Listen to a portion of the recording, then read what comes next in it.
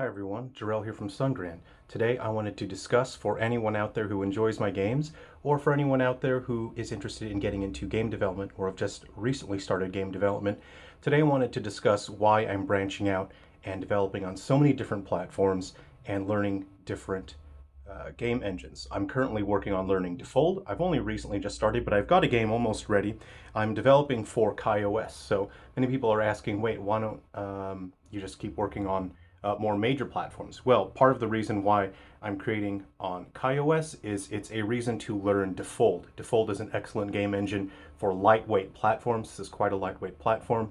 There is an app store on the KaiOS. I actually really like the KaiOS phone. There is a market out there for games, and the games that are out there, I see there isn't a whole lot of depth to them, so I just want to contribute to that platform and give people something fun to play while bringing in my design sensibilities for games. So I've been creating a couple games for KaiOS. One's almost ready.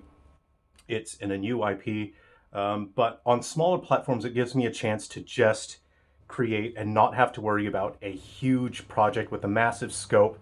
Because the platform is smaller, it means I can focus on just efficiently deciding on a game concept, creating that game concept, and just finishing it, and not worry about, I need to make this something huge and massive, and I need to make sure my time investment pays off. KaiOS has ad implementation on the games, and because I'm using Defold, I have to learn Lua. And I specifically wanted to start with that because I'll be using Lua to develop on the Playdate. Lua is a programming language that I don't actually know anything about. I've been working in C# for what feels like my entire life. Other languages I've used out there, I don't really like so much. C# has been my absolute favorite, but it's important to diversify and use different game engines because you never know what will happen with Unity. So I'll be learning Lua. I want to get a game onto the Playdate as soon as possible because I think it's just such a great platform. It has its own app store. People host games on Twitch.io, so I'll be hosting games there. I'll be submitting games to the app store that's on the Playdate. And people also asked about other platforms like Vita. When you launch games on Vita, why are you making games for Vita? Why are you making games for these old Nokia phones? This guy slides somehow, I think. Oop, there we go. Why are you making games? I need to clean that screen. I had a screen protector that I removed. Look, making games is not just about trying to earn tons of money. Making games is something that is driven by passion. It's driven by art and your love for the craft itself, for the end product, which is something that people are meant to enjoy, it brings people fun and enjoyment and a bit of escapism. When you take something that is driven by passion and love and you monetize it and turn it into a money-making machine, it won't take long before you lose the passion for that. And your creativity, what you create, making something new that hasn't been seen before, making something that you care about, making something that you believe in, all of that will disappear when you take that thing that you love and turn it into a money-making machine. And so I think it's important to learn from the mistakes of other people. When I was growing up, I tried to live my life by a saying that I had heard somewhere, is that a wise man learns from his mistakes, but an even wiser man learns from other people's mistakes. We've seen from the game industry people who start out in their careers and they're passionate and they just want to create something good, something fun, something original. And you see them later on in their careers and that no longer seems to be one of their priorities, and they get burned out and the thing that they loved has just become a money-making machine. So it's important to me to keep an eye on that and to understand that if I'm not very careful, I can very quickly lose my passion for making games, and the things that I create are no longer created from vision, from wanting to make something new and exciting and fun. It just becomes, what can I make quickly that'll make money? What can I make that will take the least amount of effort and I can get the most money out of people?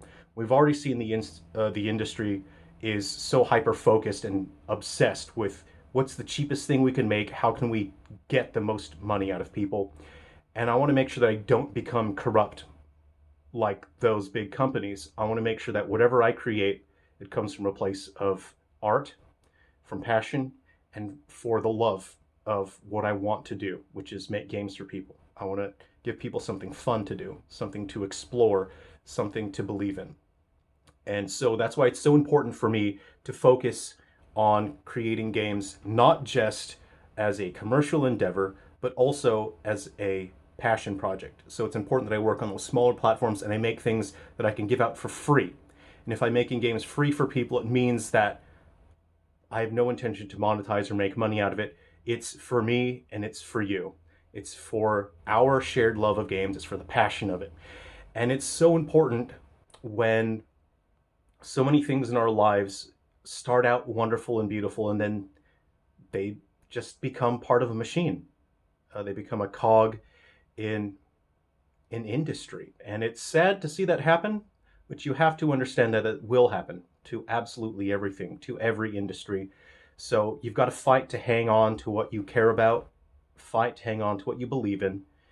You will lose it one day, but try to keep things as beautiful as they can be for as long as possible.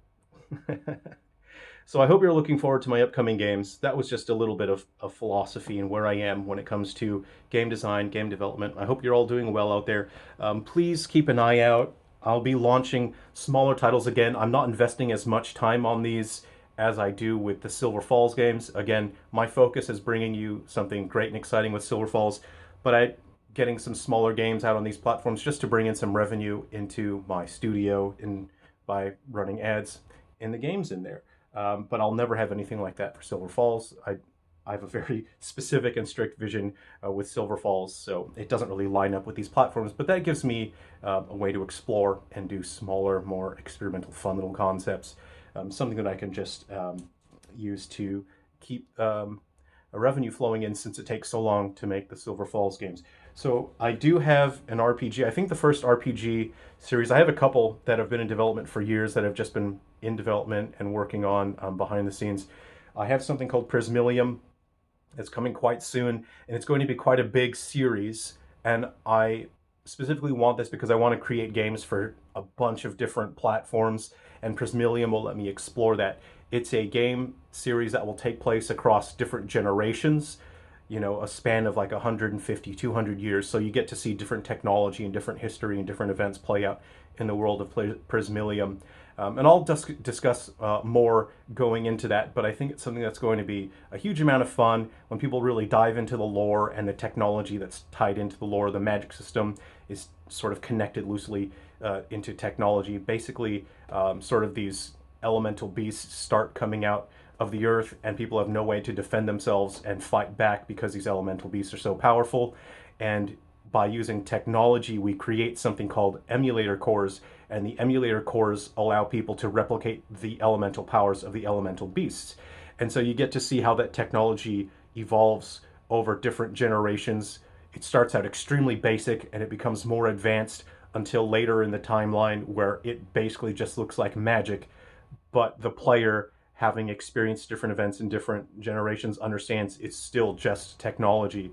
But watching it advance and go through different stages where it's used in different ways, the gameplay mechanics get to adjust and be different for each game based on the generation that you're in. I think that's just something fun and exciting. So please look forward to Prismillium that I'll be launching, but Neon Starglide will come first. I have a bunch of IP that I just want to get out there that I've been working on silently behind the scenes. So that's something that I can bring to a bunch of different platforms. Anyway, thanks very much for coming to hang out today, for checking in. Okay, take care, everyone. I got to get back to work now. That's a lot of work to do. I mean, I'm not going to work into the green screen. I'm not putting anything in there. I mean, in my office. See ya.